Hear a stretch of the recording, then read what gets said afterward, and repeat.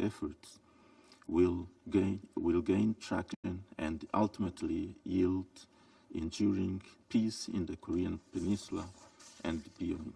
The Security Council and its members should play a crucial role in facilitating this process.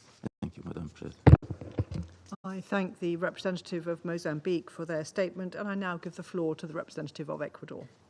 Gracias, Presidenta. Thank you, President, and we are grateful to ASG Chiari for his informative briefing.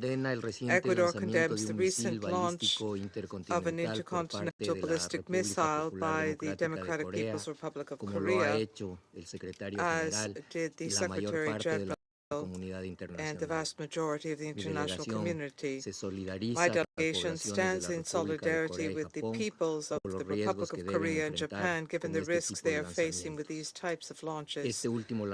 This most recent launch, given its duration and trajectory, confirms an improvement in the DPRK capacity in the development of ballistic missiles. This is alarming. Ballistic missile tests represent a serious threat to international peace and security. Moreover, they are a clear violation of multiple Security Council resolutions, including resolutions 1718, 1874, and 2397. They are completely unjustifiable, and they must not become a common occurrence. This Council cannot remain indifferent in the face of these provocative acts which threaten regional and international stability. Ecuador has seen how this issue has been dealt with over the past 2 years, and we note a lack of consistency and lack of unified voice within this Council in what must be a rejection of non-compliance with its resolutions. I therefore respectfully urge those members with greater influence on the DPRK to restore commitment by all parties to avoid exacerbating tensions.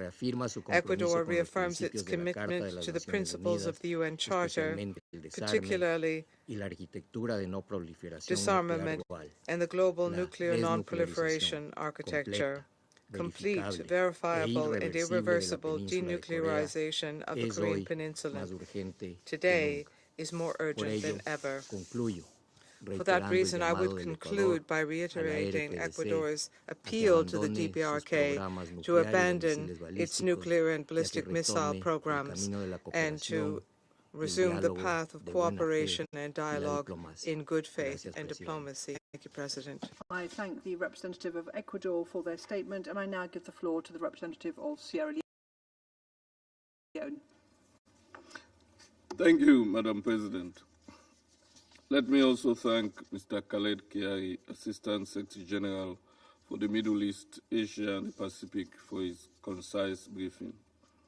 We welcome the participation of the representative of the Democratic People's Republic of Korea in this meeting.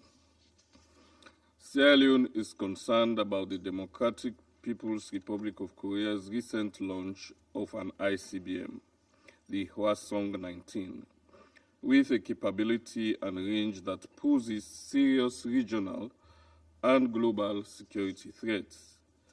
The fact that the missile went higher in altitude and flew longer for a total of 86 minutes, more than any previous attempt, is also deeply concerning.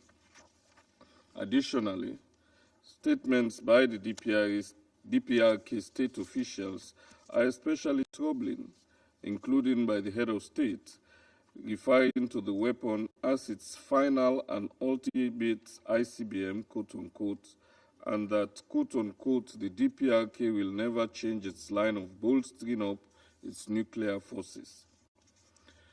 The current situation in the Korean Peninsula remains highly volatile, with potential for further escalation.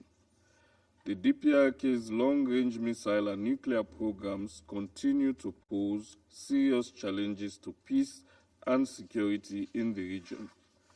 We continue to urge the DPRK to refrain from further escalatory measures and to engage in constructive dialogue aimed at de-escalation. The international community should remain committed to upholding peace and security in the region. We call upon all parties involved to prioritize diplomatic efforts and to work collaboratively towards a lasting resolution that addresses the underlying tensions. We also call on states with influence to engage DPRK authorities on working towards solutions for lasting peace in the Korean Peninsula. Sierra Leone is of the firm view that a strong and unified Council response to the latest missile launch will reinforce our commitment to denuclearization and a peaceful resolution of conflicts, particularly in the Korean Peninsula.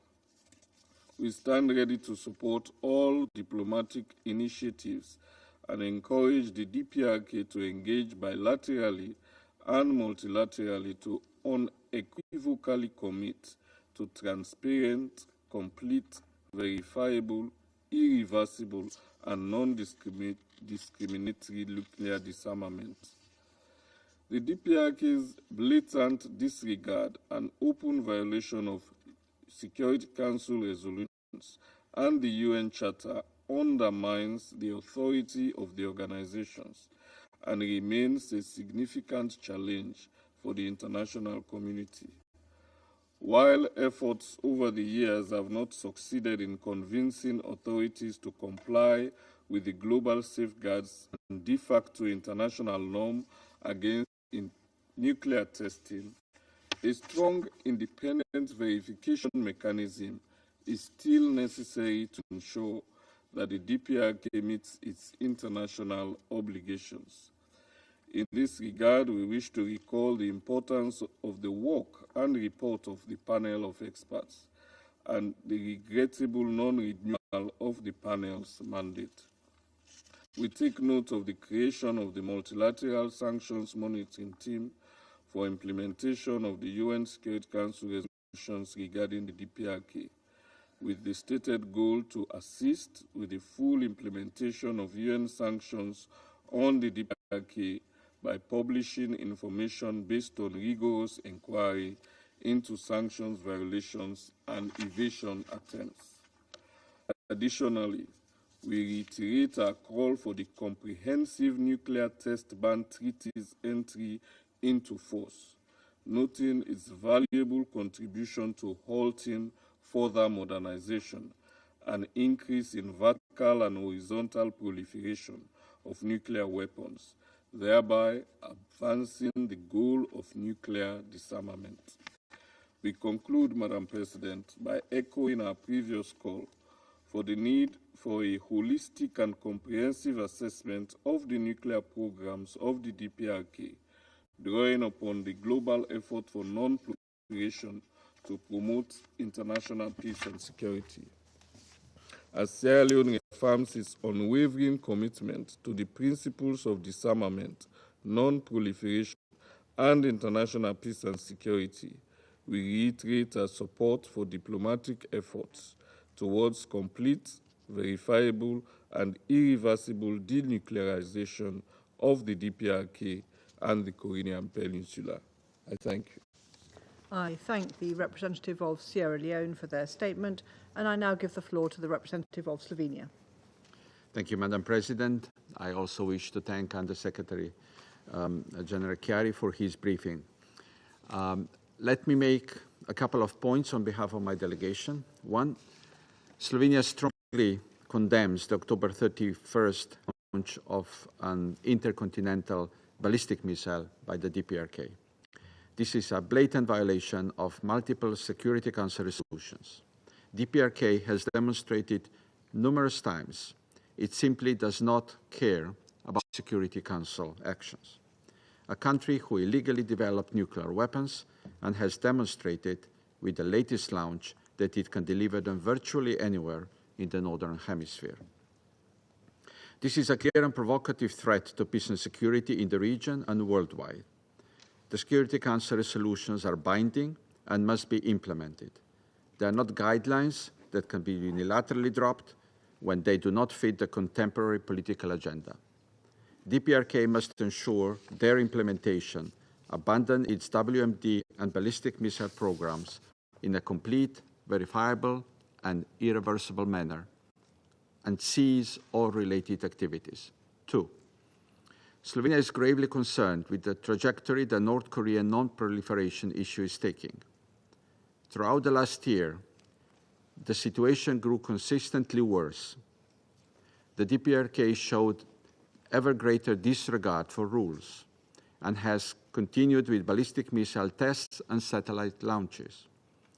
The work of the 1718 panel of experts was single-handedly put to an end with a veto. Evidence of DPRK origin ballistic missile use in Ukraine surfaced. Deeply concerning statements about DPRK's nuclear status were uttered. And to top everything off, reports of DPRK troops deployment to Europe emerged. We desperately need a change of course.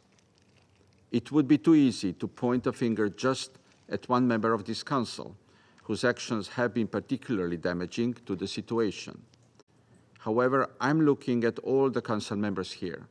It is our collective responsibility to uphold international peace and security, and DPRK's activities are clearly undermining it.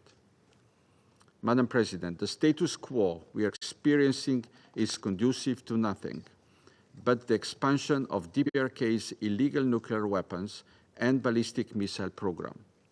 It is our duty to employ all diplomatic means to bring the DPRK back to the negotiating table.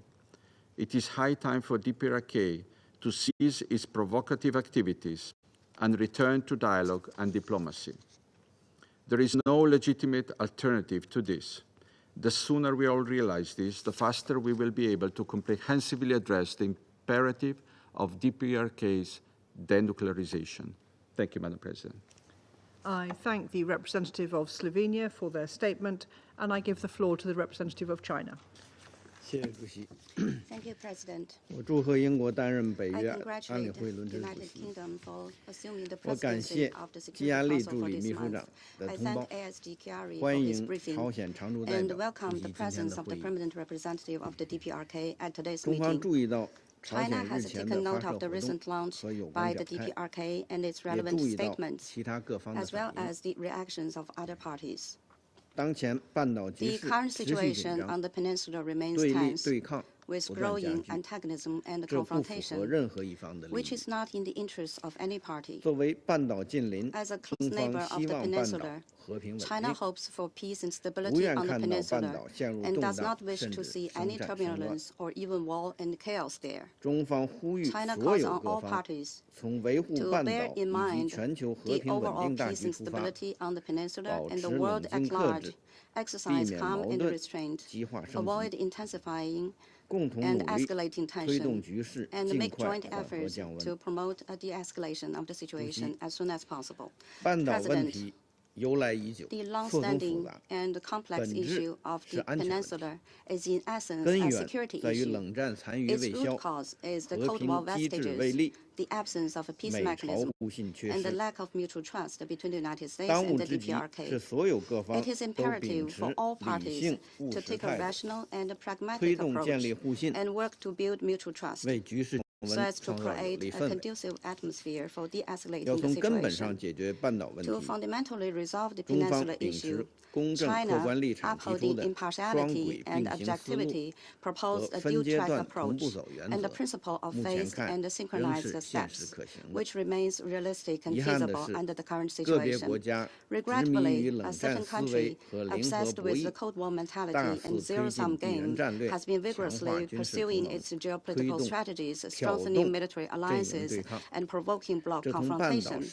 These moves run counter to the historic mission of realizing the transition from armistice to a peace mechanism on the peninsula and to the common aspiration of regional countries for stability, cooperation, and development. It is particularly important to note that the United States, while claiming that it wants to uphold the international nuclear non-proliferation regime and denuclearize the peninsula, has continued to increase the deployment of its strategic forces, strengthened the extended deterrence arrangement on the peninsula, and even transferred tons of weapon-grade, highly enriched uranium to non-nuclear weapon states under AUKUS nuclear submarine cooperation framework. The United States has also deployed intermediate-range missile system in the Philippines and seeks to further expand the deployment to Northeast Asia. These moves are tantamount to pushing the threat to the doorstep of China and other countries in the region, seriously jeopardizing regional security and upsetting the strategic security balance. We urge the United States to immediately cease these dangerous and wrong moves and to withdraw and abandon relevant deployment.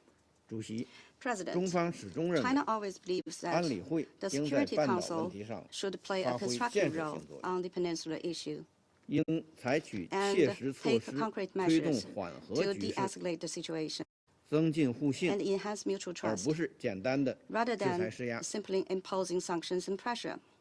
Under the current circumstances, the Security Council needs unity, not division. It needs to promote dialogue, not to profess itself just for the sake of doing so, and still less to intensify antagonism. The countries concerned should come up with concrete actions and feasible proposals and make effective efforts to advance the political settlement of the peninsula issue, rather than using the Security Council to intensify confrontation. I wish to reiterate that a peaceful and stable Korean Peninsula serves the common interests of all parties concerned and meets the wide expectation of the international community.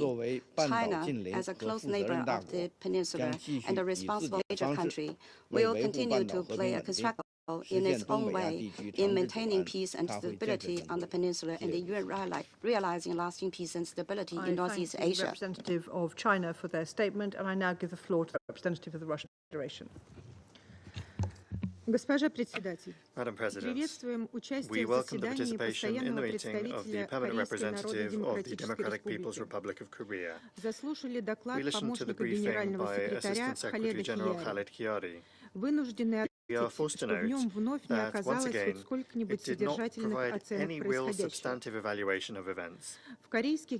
In Korean affairs, the collective West is methodically using the Security Council to present Pyongyang as being responsible for the deteriorating situation on the peninsula.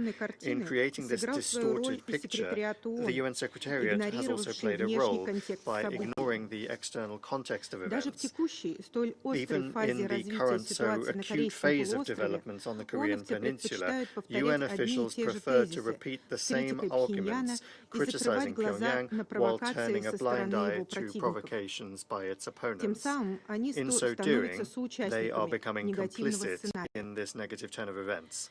We did not expect, and nor did we hear, anything new from the group of countries that requested today's meeting. The aim of convening a meeting is the same every time, to make yet another step towards demonizing the DPRK. It would be interesting for us to hear from those that requested the meeting themselves about whether even one of these meetings has had an impact on resolving the peninsula's problems. Perhaps over this period they've made even one constructive proposal aimed at creating the conditions for launching dialogue. The answer is obvious to everyone in this chamber. Creating a negative information backdrop around Pyongyang and keeping afloat ineffective sanctions measures and justifying aggressive steps by the USA and their allies in the region, these are the real motives of those that requested this meeting. I would simply like to recall that these aims do not have anything to do with the mandate of the Security Council. On the contrary, through such actions, our colleagues are only directly undermining the work of the Security Council, which, according to the UN Charter, is called upon to maintain international peace and security. Washington and other interested countries could just as successfully continue their propaganda work through media outlets and NGOs that the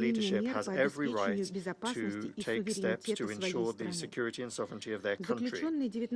The 19th of June Treaty on Comprehensive Strategic Partnership between our countries is supposed to play a stabilizing role in the region on the basis of the principle of the indivisibility of security, as well as to lower the of the repeat of war on the peninsula, including one involving the use of nuclear means, and become an element in a resilient security architecture in the region. The provisions of the treaty, including Article 4 on mutual support in the case of an armed attack, where necessary, will be fully implemented. The agreement is in line with the UN Charter, and the measures that may be taken to implement it are a matter of Russia-DPRK bilateral relations. Nor do we intend to support imbalanced initiatives in the Security Council that are based on the condemnation of the DPRK or giving it sole responsibility for the worsening crisis on the peninsula. Madam President, it is no surprise that some members of the Security Council have again today repeated their speculations about the sending of some units of North Korean service personnel to Russia. And yet in reports of Western-controlled media, the figures are rising day by day, clearly at the same time as the fear and concern in those countries grows. There was also a stunning statement about these reports by the UN Secretary-General. It's surprising that now playing into the hands of Western countries in terms of the internationalization of the Ukraine conflict, he has nevertheless never expressed the same level of concern about the ever-growing list of increasingly long-range Western weapons sent to Ukraine. And discussions about whether or not they can be used to strike deep inside Russian territory, without even mentioning the practice of sending service personnel from the armies of NATO countries into the conflict zone in Ukraine. And that's even though it is well known that there are hundreds, if not thousands, of NATO soldiers there, and not mercenaries, but instructors, officers, people that are responsible for the use of high-precision weaponry or armed drones in the Black Sea. Or has anyone seen statements from the UN Secretariat expressing concern over supplies of American weapons to the area of the Palestinian-Israeli conflict? Western countries are repeating their arguments that that's different. However, do they understand that these glaring double standards and such a brazen show of exceptionalism and high-handedness is clear for all the international community to see? Returning to the situation on the Korean Peninsula, we would once again like to note that the Security Council must fundamentally revise its approaches in order to get the situation out of this dangerous deadlock and not make it worse. We have repeatedly said where we could begin this movement towards normalization, but in order for that to happen, in Western capitals there needs to be a fundamental change in their way of thinking, which in intellectual terms is stuck somewhere in the Cold War era. This is indicated in particular by the attempts of a narrow group of countries to breathe some life into the so-called unified command, which is a stillborn relic of a bygone era. And similarly, there are all sorts of Western-centric gatherings and groupings that are themselves giving themselves regulatory and monitoring functions, including to the detriment of the Charter prerogatives of the Security Council. All of this is a demonstration of the chronic flaws of Western colonial policy in Asia, which it must abandon. Thank you. I thank the representative of the Russian Federation for their statement, and I now give the floor to the representative of Algeria. شكرا سيد الرئيس. Thank you, Madam President. أود في البداية أن First, I'd like أتقدم to بخالص express الشكر our sincere للسيد خالد appreciation خياري to على Mr. Khaled Khiyari, and we thank him for his كما briefing. أرحب بحضور I would also الممثل like الدائم to welcome the لجمهورية permanent كوريا representative of the الشعبية Democratic People's الديمقراطية. Republic of Korea in this إن meeting. التطورات الأخيرة في شبه The recent الجزيرة developments الكورية in the Korean Peninsula تعكس التعقيدات reflect المعاصرة the modern تؤدي complexities تصرفات طرف واحد as the behavior إلى of one تداعيات party تؤثر lead على to الآخرين. repercussions that affect others, and where security fears intermingle with humanitarian need, and where the path towards peace grows more and more convoluted. Madam President, the launching of an intercontinental ballistic missile on the 31st of October مخاوف has واسعة caused لدى المجتمع widespread الدولي fears among the مما زاد international التوتر community, في and this منطقة has تعاني deepened من tensions هشاشة in a واضحة region that is already وهدد clearly الأسس fragile التي يقوم and عليها threatened the إطار عدم foundations الانتشار of the non-proliferation غير إنه framework. من الضروري However, it is النظر important إلى الصورة to الأكبر look في at هذا السياق the bigger picture. إن التوجه نحو التسلح المتزايد في towards المنطقة increased armament in the region, والتحركات العسكرية the الواسعة large-scale ونشر military المعدات exercises and the الاستراتيجية deployment of strategic كلها assets, all of عوامل these are تسهم elements في that إشعال fan حلقة من the التصعيد flames of لا تخدم escalation, مصالح an أي طرف. escalation that serves no one. نحن نشهد اتجاها We're قد witnessing a يؤدي إلى trend that تصعيد may غير lead قابل to an للتحكم في uncontrollable تداعياته escalation. ونلاحظ تصعيدا And we note يهدد an بانفجار escalation الوضع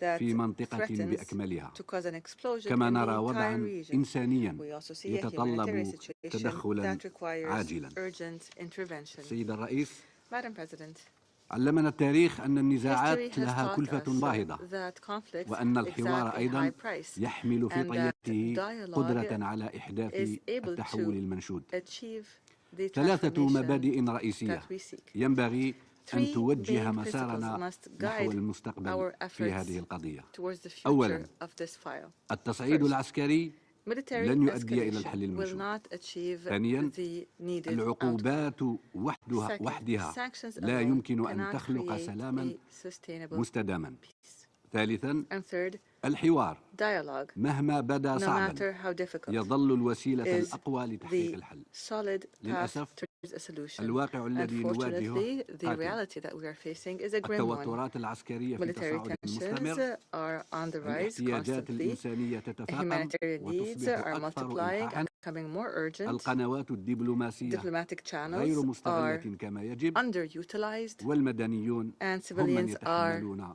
العبء bearing الأكبر. the يجب أن heaviest يتغير burden. هذا الواقع. This reality must وفي هذا change. الإطار And here, ينبغي we اتخاذ must take خطوات practical measures عملية تضمن that ما include يلي. the following. أولاً، First, يجب على جميع all الأطراف parties العمل must work على to تخفيف التوترات alleviate tension وتقليل and الأنشطة to العسكرية scale back فوراً في المنطقة. immediately military ثانياً، activities in the region. ينبغي استئناف الاتصالات الدبلوماسية Diplomatic وفتح contacts باب must be الحوار resumed دون and شروط dialogue مسبقة. must be allowed with no ثالثاً، preconditions. يجب Third, تعزيز we القنوات must promote الإنسانية and protect وحمايتها. humanitarian channels. رابعاً، Fourth, ينبغي تطبيق we must تدابير implement بناء الثقة. confidence building measures. خامساً، Fifth, يجب تأسيس we must آليات establish للحوار الإقليمي mechanisms for regional تشمل dialogue كافة الأطراف that include المعنية. all stakeholders. هذه ليست These مجرد aren't تطلعات simply بل aspirations, هي but متطلبات are لتحقيق requirements السلام. needed to achieve السيد peace. الرئيس، Madam President, لا يمكننا تجاهل we البعد cannot الإنساني. ignore the كل يوم humanitarian يمر dimension. بدون سلام Every day that هو passes يوم without آخر peace is another day تتزايد فيه where the معاناة suffering of المدنيين. civilian residents كل يوم increases. تحرم فيه الشعوب من Every تلبية day احتياجاتها where الأساسية peoples هو are يوم آخر deprived of لا meeting their يتمكن فيه basic العاملون necessities is another في day المجال where الإنساني humanitarian aid من workers أداء are unable to دورهم perform their الحيوي. vital function. هذا الوضع This غير مستدام. is unsustainable. السيد الرئيس، Madam President, نحن نقف بحزم we ضد stand أي firmly إجراءات against any تنتهك measures that قرارات violate مجلس الأمن the resolutions of the ونرفض Security أي Council. خطوات We تهدد reject الأمن any الدولي. steps that threaten لكننا international ندرك security. أيضا However, أن we also السلام realize لا يمكن that peace تحقيقه cannot be من achieved خلال through العقوبات sanctions وحدها. alone. إن هدفنا المشترك Our يظل common objective نزع السلاح remains النووي the بالكامل general nuclear من شبه الجزيرة disarmament الكورية in the بطريقة Korean شاملة Peninsula in a وقابلة complete, للتحقق verifiable, فيها and ولا رجعة فيها. irreversible manner. إلا أن هذا الهدف However, these يجب أن يسعى objectives إليه must بالوسائل be السلمية achieved وأن يبقى peacefully, الحوار هو and أداة we أساسية must maintain لتحقيقه. dialogue as a ندعو primary جميع tool الأطراف towards إلى that تجنب objective. التصعيد We call all إلى parties to اختيار avoid an الحوار escalation, to بدلا choose من dialogue المواجهة instead of إلى confrontation, تفضيل to choose الدبلوماسية على diplomacy استعراض over القوة saber rattling, وإلى وضع مصلحة and to الشعوب في place المقام the الأول. interests of their peoples الطريق إلى first and الأمام above واضح. all. The path رغم ما ahead is يحفه من clear صعوبات. despite all the إنه difficulties طريق there.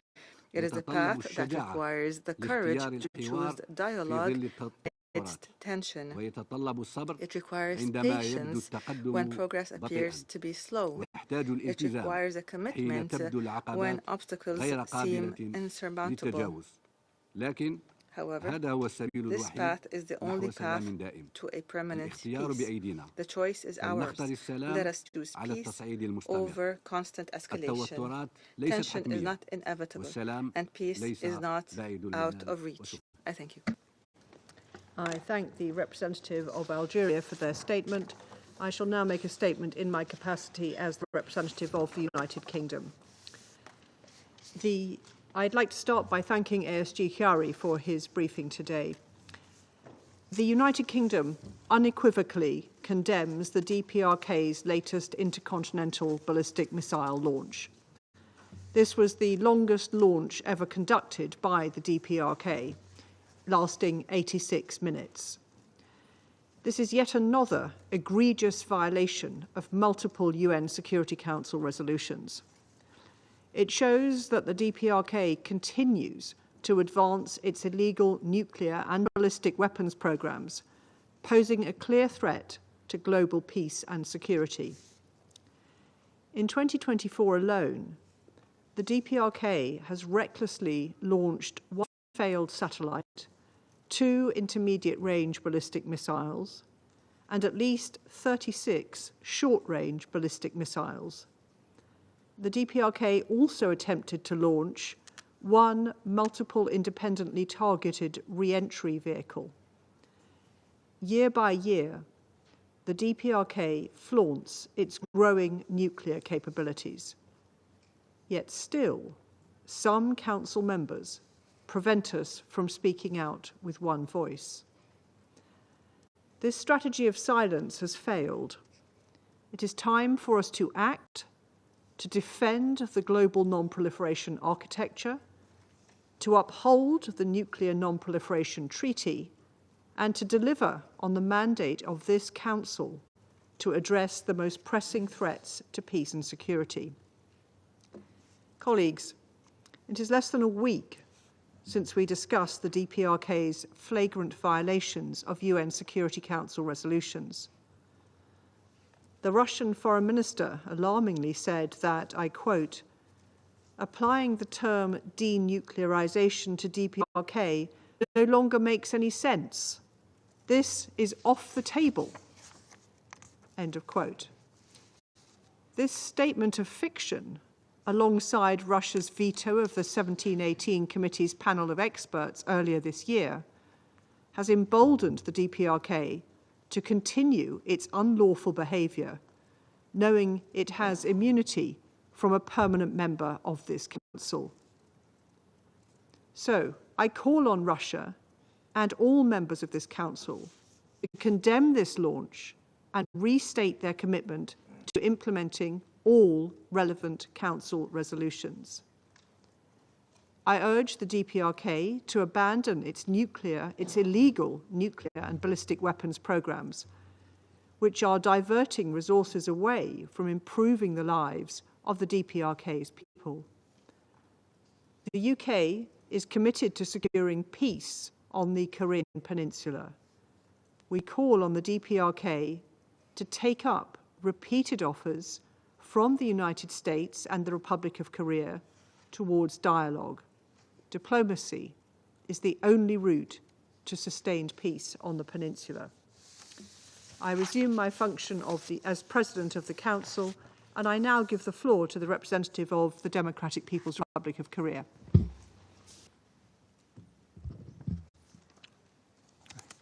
Thank you, Madam President. On June 4, 2024, exactly 5 months ago from today, the intercontinental ballistic missile was launched by one of the permanent members of the UN Security Council present here at this chamber and landed in Pacific Ocean. Yet, Security Council did not regard this weapons test as a threat to international peace and security. On October 31st, 2024, test fire of the ICBM Hwasong-19 was conducted by the Democratic People's Republic of Korea within the area around the Korean Peninsula and it has no slightest negative impact on the security of the neighboring countries.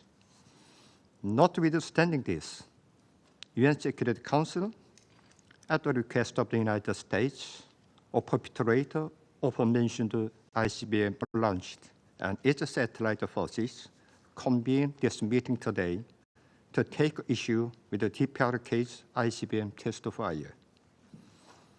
It entirely runs counter to the spirit of the UN Charter with sovereign equality and non-interference in domestic affairs at its core, and it sets example of the extreme double standard. I resolutely denounce the holding of another unlawful meeting by UN Security Council, infringing upon legitimate sovereign right of the DPRK at the instigation of the United States and its follower. Like all strategic weapon tests we have conducted so far, the test launch of the ICBM Hwasongpo 19 this time is a part of the exercise of the just and legitimate right to self-defense to reliably safeguard security of our state, as well as peace of the region and world against escalating reckless nuclear war threat of hostile forces. Some countries are now talking about violation of the resolution at every opportunity, regarding sanctioned resolution against DPRK as a cure-all prescription. However, these resolutions are nothing but illegal documents, totally going against the principle of the sovereign equality of the UN charters, as they stipulate not only the DPRK is prohibited from ballistic missile launches, which the United States and many other countries normally do.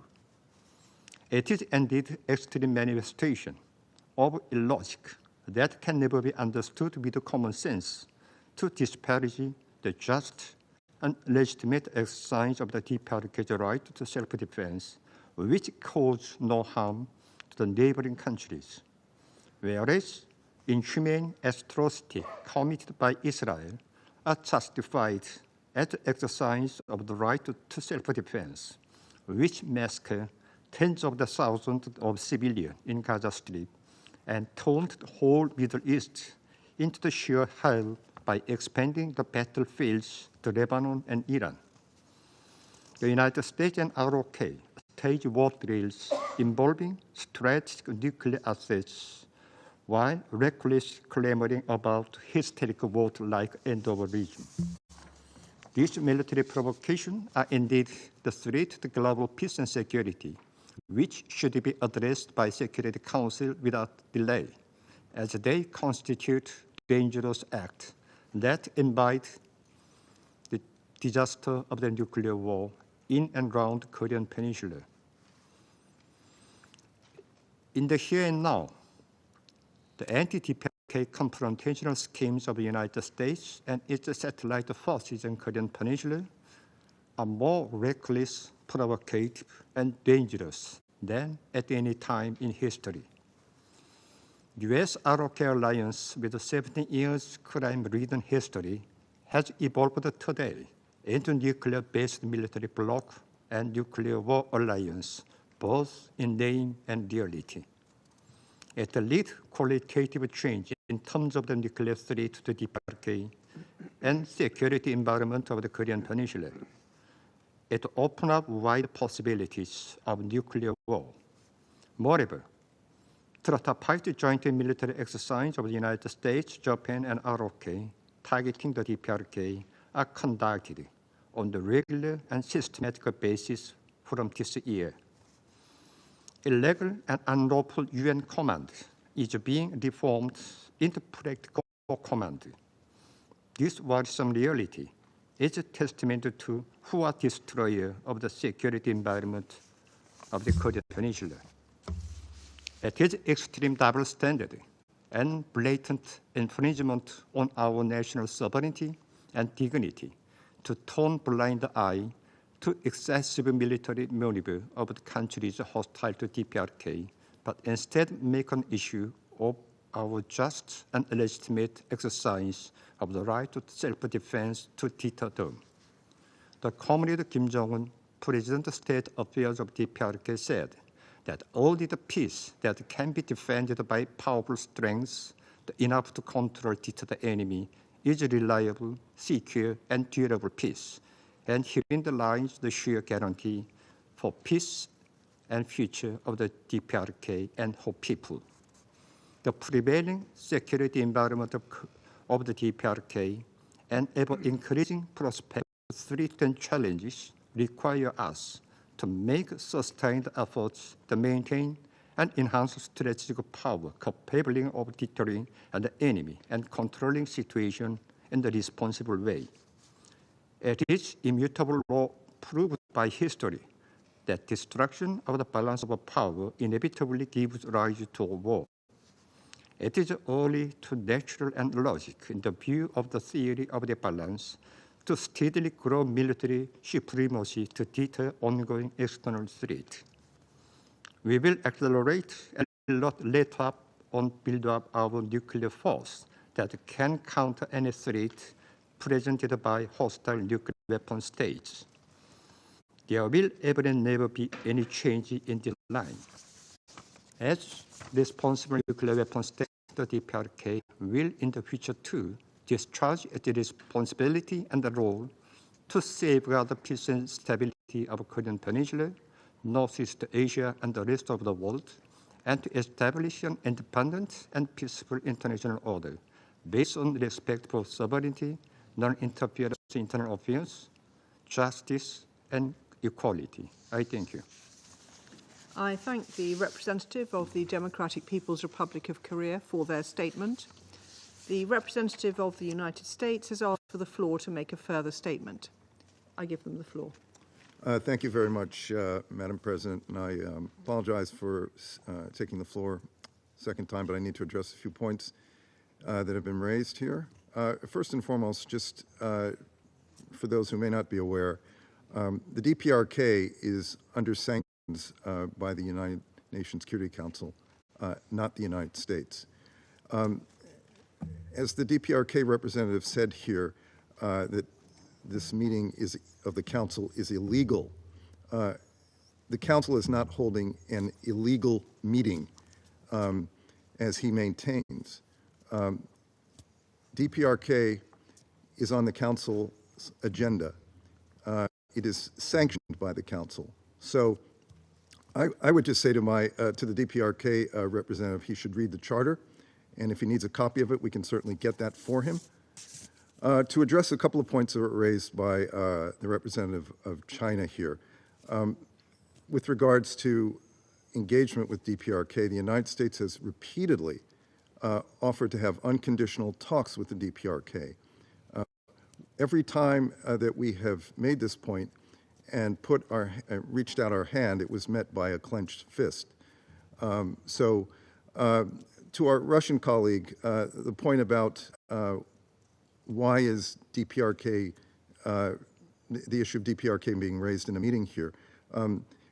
DPRK, again, poses a threat to international peace and security. Russia has agreed to resolutions that clearly identified DPRK as a threat to international peace and security. So that situation with regard to DPRK has only worsened. Therefore, we think it is important for this council to convene to discuss these issues. Just going back to my Chinese colleague, he raised the issue of AUKUS. AUKUS has not been engaged in any type of activity that runs counter to the Nuclear Non-Proliferation Treaty. He knows that. This issue has been raised before, and we have addressed it very clearly. I would agree with our Chinese colleague that the Council should provide a unified message position on the question of DPRK. The problem has been, at least for the last 2 years, Russia and China have prevented the Council from issuing any kind of a document on the situation in DPRK. In fact, we have tried several times to get just the basic press elements out, factual press elements. They have not agreed to do that. Our military, U.S. military exercises with its allies, we have said many, many times in the past, these exercises are defensive in nature, they are transparent, They are long-standing and do not pose a threat to DPRK. Again, we have offered to hold talks with DPRK repeatedly, and they have been rejected. What I would just say to our Russian and Chinese friends is, with the trajectory of DPRK's nuclear weapons and ballistic missile programs, you cannot expect the United States to stand back and allow this type of growing threat to our security to go without a response. So we will continue to take measures that are necessary to protect our security and those of our allies. The issue of sanctions has been raised. We believe in having unconditional talks with DPRK, but we are not going to reward DPRK for coming back to the table by giving them something. What kind of a message does that send to would-be proliferators in the future? My last point. Last week, and this was an issue that was just raised this morning by the representative of the Russian Federation, this issue about DPRK troops in Russia. I asked the Russian representative whether or not there are DPRK troops in Russia. I did not receive a response at all. I asked the question again today only because it was raised by the representative of the Russian Federation. Are there DPRK troops in Russia? Thank you, Madam President. I thank the representative of the United States for their statement. The representative of China has asked for the floor to make a further statement. I give them the floor. Thank you, President. The Korean issue has been protracted for years, and the core is the conflict between the U.S. and DPRK. And the key to solving the problem lies in the hands of the U.S. In fact, the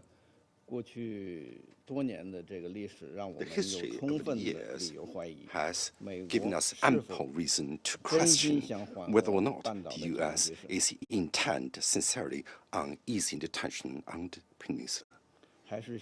Or rather, it is rather intends to use it as an excuse to achieve its greater geopolitical aims. If the U.S. is sincerely wishing to break the deadlock that exists, it should know what it's supposed to do.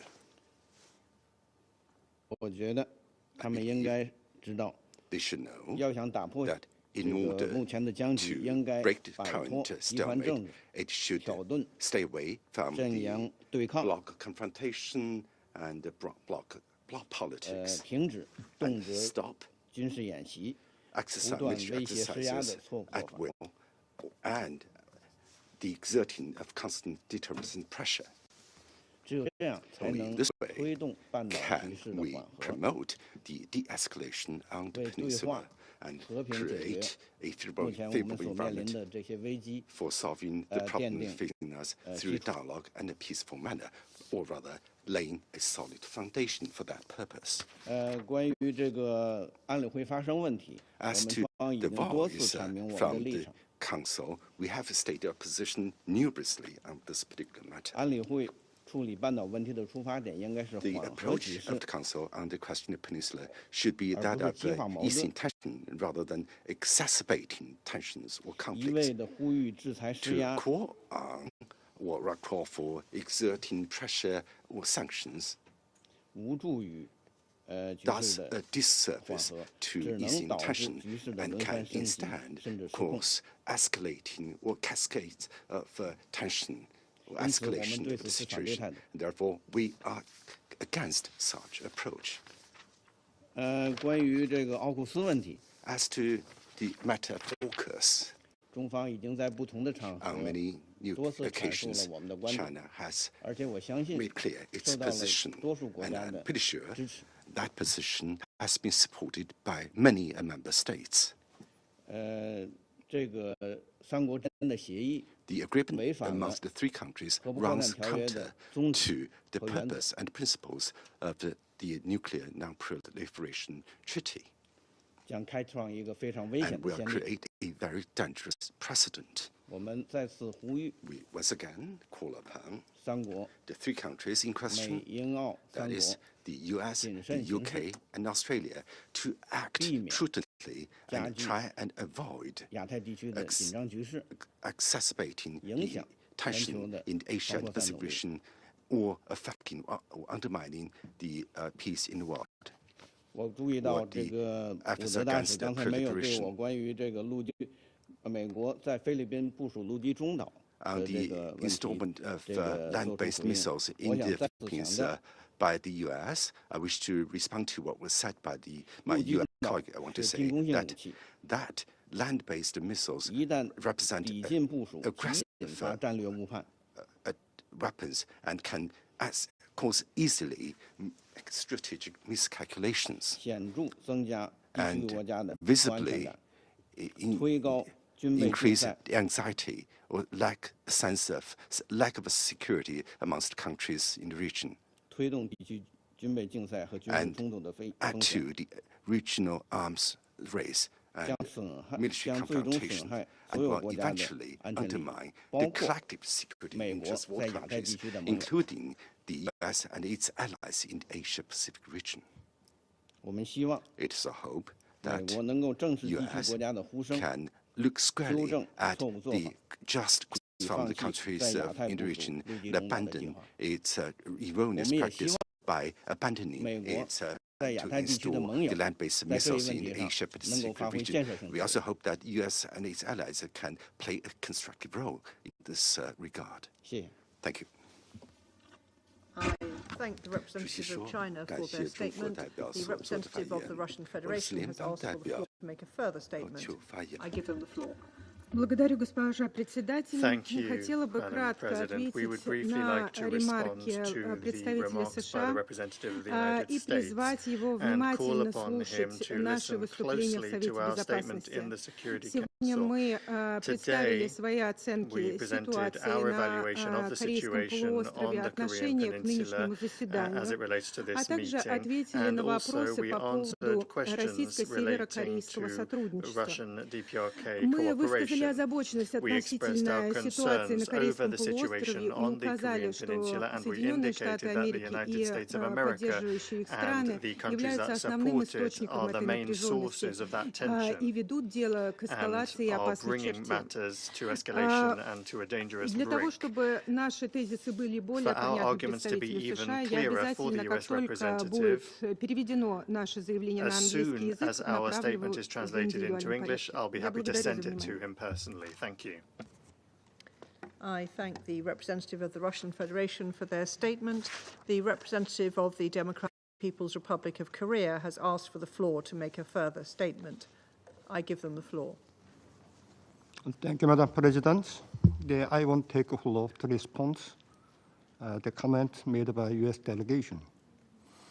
All the resolutions against the DPRK adopted at the Security Council so far are deliberately fabricated by the United States based on the hostile policy toward DPRK without any legal ground. Those resolutions are only the product of a hostile policy. Therefore, we neither recognize nor accept those resolutions, and I'm saying that this meeting is also unlawful. All the military action taken by DPRK, including the launch of the ICBM, its exercise of the legitimate and inalienable rights as a sovereign state to safeguard the sovereignty and national interest from nuclear threat from the United States. Today, the nuclear threat of the United States against the DPRK has already reached a critical point in terms of its scale and dangerous level. Actually, the landscape of security Korean Peninsula has come closer, ever more dangerous phase due to reckless joint military exercise of the United States and ROK, and the expansion military bloc led by the United States, and its evolution, nuclear-based military bloc in nature. Exactly, last year, United States framed up nuclear consultative group. Those mission is jointly plan, operate, and execute nuclear attack against DPRK. Evidence of this year, July, United States signed nuclear war program with ROK, the titled Guideline for Nuclear Deterrence and Nuclear Operation on Korean Peninsula, and adopted a memorandum of cooperation on the US, Japan, ROK, trilateral security cooperation framework. This year alone, United States and ROK conducted large-scale joint military drill against DPRK as much as 13 times with various code names like Ulchi Freedom Shield, Freedom Edge, Freedom Flag, Sangyang, Combined Air Drill, etc. They mobilize all kinds of the sophisticated offensive weapon system. By staging even nuclear war simulation drill against the DPRK. Furthermore, under the pretext of the strengthening alliance, United States constantly fabricate and expand political military bloc system one after another, like the Code and Squid, like this. Due to reckless moves of the United States, current Korean peninsula situation is approaching to the brink of the war. So if the Security Council is a responsible organ maintaining international peace and security, should take this issue first. I thank you. I thank the representative of the Democratic People's Republic of Korea for their statement. The representative of the United States has asked for the floor to make a further statement. I give them the floor. Thank you, Madam President. I will be very, very brief here. I greatly appreciate the offer from the representative of the Russian Federation to obtain a copy of her statement, but that really isn't necessary. I heard the statement, as did others in this room, but the one question still remains that that statement does not address, and that is whether there are DPRK troops on the ground in Russia. And my question still stands, and I hope that the Russian Federation will answer that simple question. Thank you. I thank the representative of the United States for their statement. The representative of the Russian Federation has asked for the floor to make a further statement. I give them the floor. Мы здесь находимся не в суде, We're not in a court here. На вопросы Соединенных Штатов Америки в духе допросов отвечать не намерены. Of the United States in the spirit of an interrogation is not something I intend to answer. I thank the representative of the Russian Federation for their statement. There are no more names inscribed on the list of speakers. The meeting is adjourned.